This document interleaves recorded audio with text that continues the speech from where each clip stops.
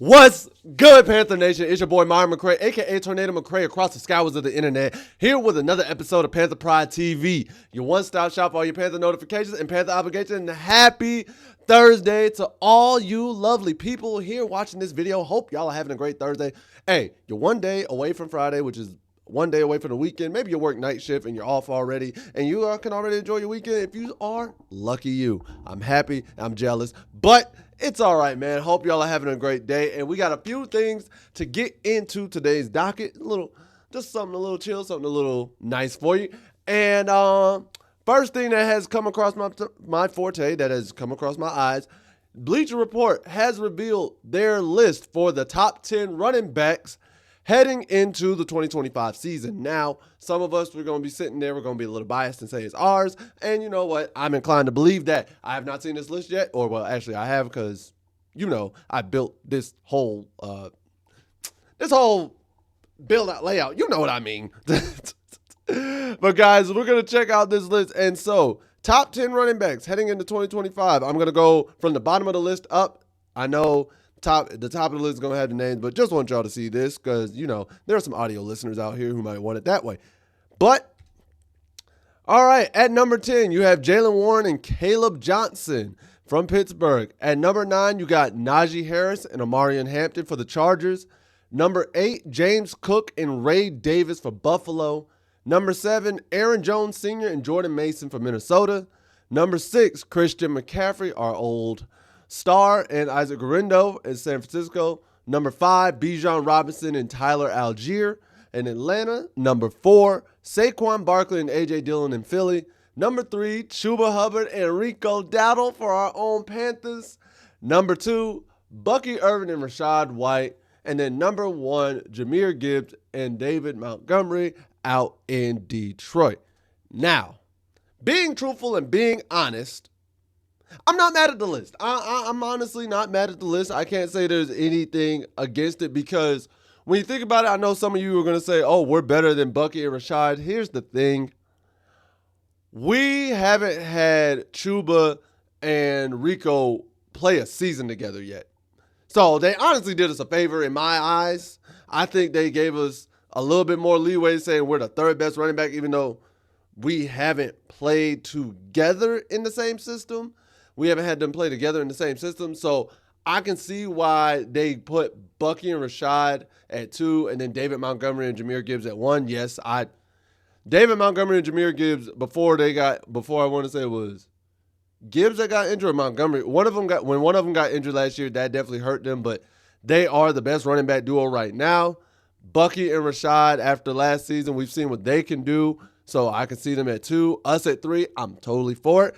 And also better than Bijan and Tyler Algier. So the fact that we have the second best running back duo, according to Bleacher Report, and the third best running back duo in the entire NFL, honestly speaks wonders to me. And it shows me, hey, they might not hate us after all. Because here's what they said.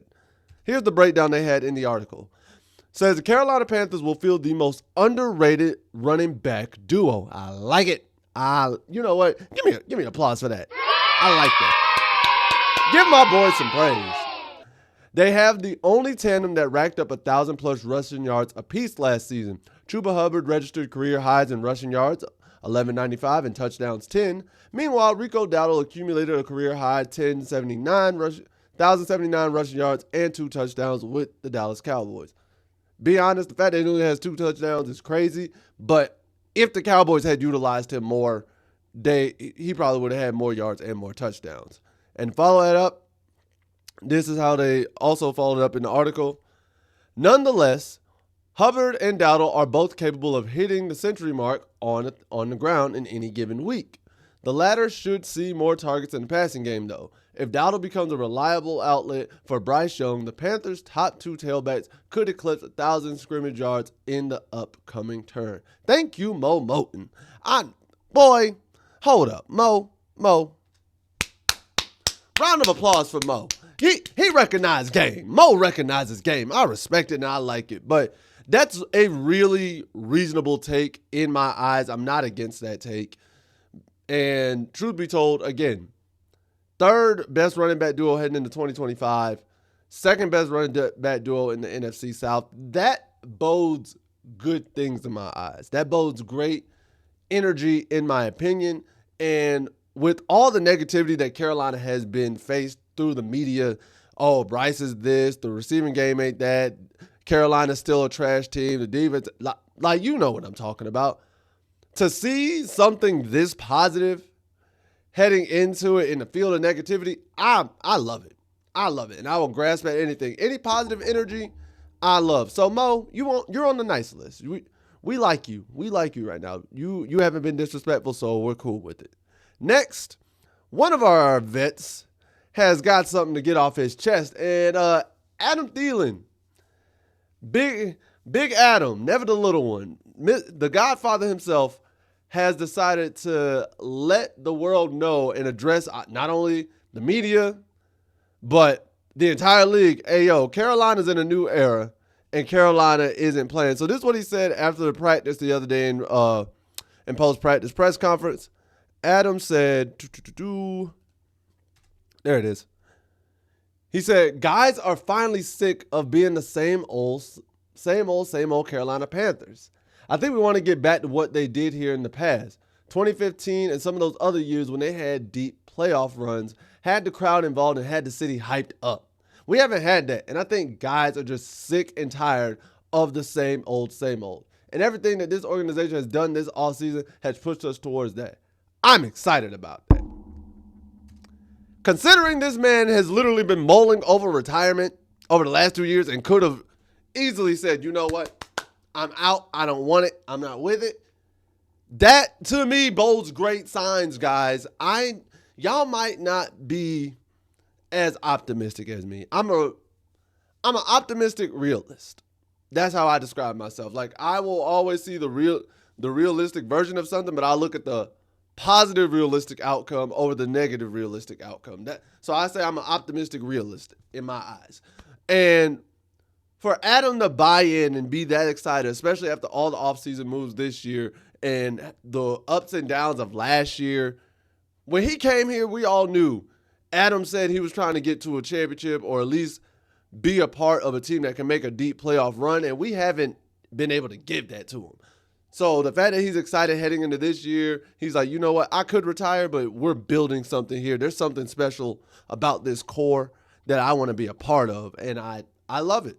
I generally love it. Some of you may not see that. Some of you may think it's just the PR move. You may think it is just him speaking energy into existence, which, I mean, why wouldn't you? But y'all might not be looking into it as deep as me, which is okay.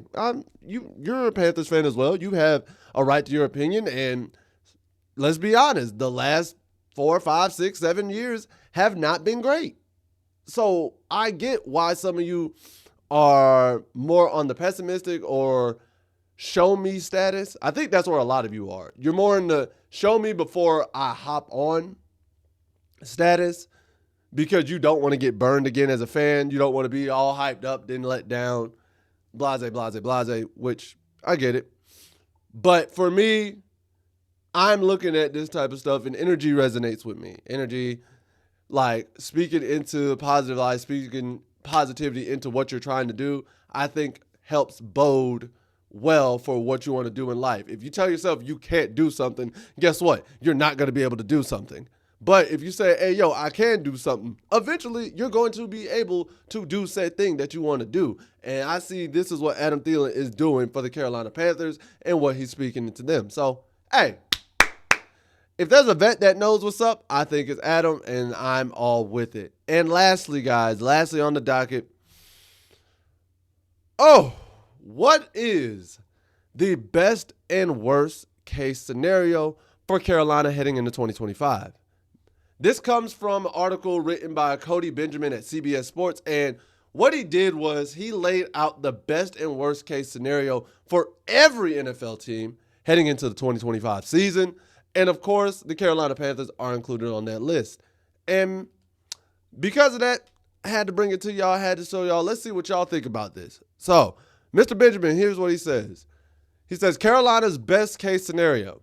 Bryce Young parlays his confidence Bryce Young parlays his confident 2024 finish into an even heavier workload under center, leaning on a deep rushing game and a strengthened defense front to eke out a winning record and hang around the wild card picture.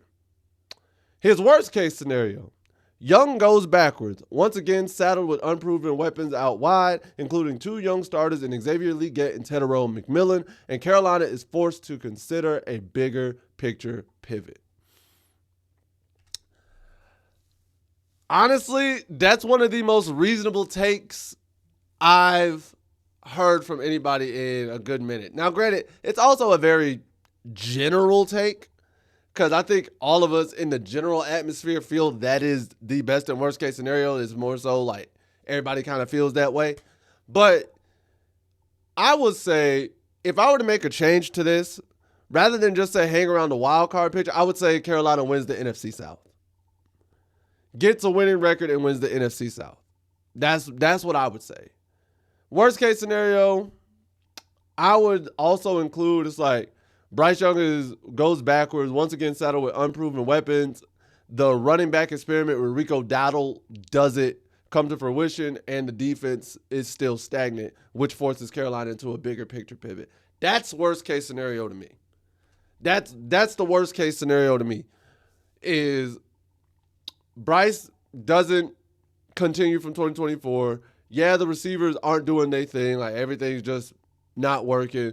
Dowdle turns out to be a failed experiment, or Chuba gets Hubbard, something like that. And then the defense is still bad on the other end. It's still just historically bad. That's worst case scenario. Best case scenario, Carolina wins the NFC South. We get a home playoff berth, so on and so forth, and go from there.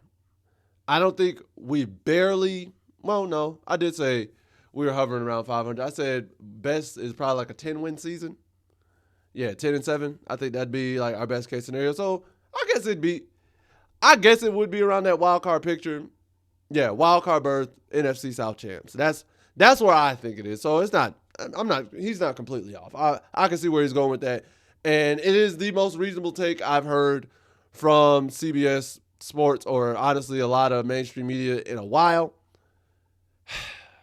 We've already talked about that through and through into fruition. But yeah, I'm okay with it. It's also, again, a vague take, but what you gonna do, man? There's only so much information that you can put out there without it being recycled or resaid or rehashed and so on and so forth. But guys, that's all I have for today's video. If you enjoyed this, please make sure to like, share, subscribe, and hit that notification bell at the bottom so you know when these Panther videos are always being uploaded. Next, comment below, what do you think about A, where Chuba and Rico are listed as the running back duo heading into 2025? B, are you optimistic about what Adam Thielen is saying in terms of essentially Carolina's turning over a new leaf, sick and tired of being sick and tired, and going into a new era? And C, what are your best and worst case scenarios for Carolina for the 2025 season? Let me know in the comment section below, because at the end of the day, what do I know? I'm just a skinny brother with two tats. Oh, also, before I go, happy birthday to Jonathan Howard. Happy birthday to you, my boy. I did not want to forget Jonathan Howard, 3207. I hope you have a fantastic birthday. Hope everything goes your way. Hope many blessings to you. Glad to see you making another year. And you know what? In today's world, guys, like, say happy birthday to your friends, your family, and loved ones, because you don't know if it's the last time you're going to see them. You honestly don't. So live your life, enjoy it, have fun, and be blessed and everything like that. But guys, that's all I got. Let me know everything in the comment section below, because y'all know the deal. At the end of the day, what do I know? I'm just a skinny brother with two tats. Peace. Much love to all you Panther Nation. Take care. Later days. And as always, keep pounding. I'll see you next time.